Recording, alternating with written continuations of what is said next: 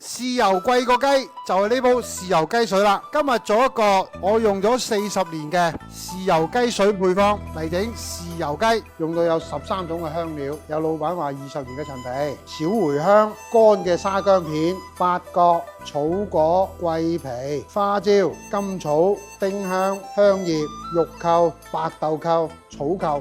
今次呢個13種香料呢，我到時喺個視頻最尾嗰度呢會講俾大家聽嘅，記得收藏佢就可以喺屋企自己整啦。嗱，咁豉油雞水呢，顧名思義一定要豉油。今日呢用到係裕豐嘅亞光頭抽，喺我哋視頻嘅標題下方都有落單嘅鏈接噶啦。跟住落嚟呢，我哋又要攞個煲湯袋，跟住把我哋啲香料放晒入去，入好晒袋之後呢，揸住佢。入邊有啲大嚿嘅嗰啲咧，拍佢。我哋入好袋之後咧，放落去洗佢，咁就搞掂。而家我哋開始開，為咗佢更好嘅出煲水，記得用凍水就落。凍水落咧，等佢慢慢滾嘅時候咧，個香料包個香味咧，會慢慢咁釋出。如果你滾水咧，好快就滾起咗咧，就要熬好耐，啲水咪揮發咗咯。我哋熬個香料包咧，熬到佢半個鐘度啦，加我哋嘅裕豐頭抽落去。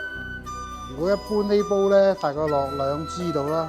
落咗頭抽之後咧，落糖，因為豉油比較鹹啊，落多啲糖唔怕嘅。呢度都有成2斤糖噶啦。之前咧好多網友咧睇我視頻，覺得喂，你落咁多糖，你煲糖水咩？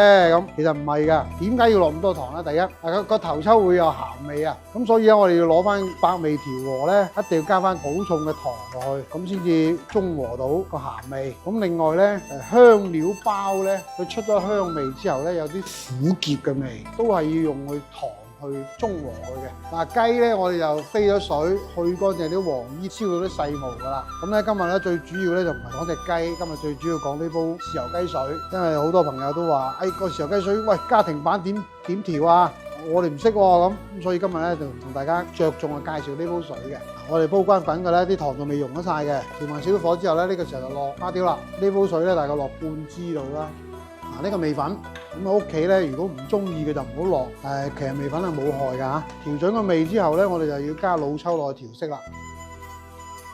我哋一般調豉油雞水咧，好多人咧有個誤區，睇色以為咁倒落嚟呢個色，其實唔係嘅，係睇呢個殼呢個底，呢個先係真正嘅色嚟嘅。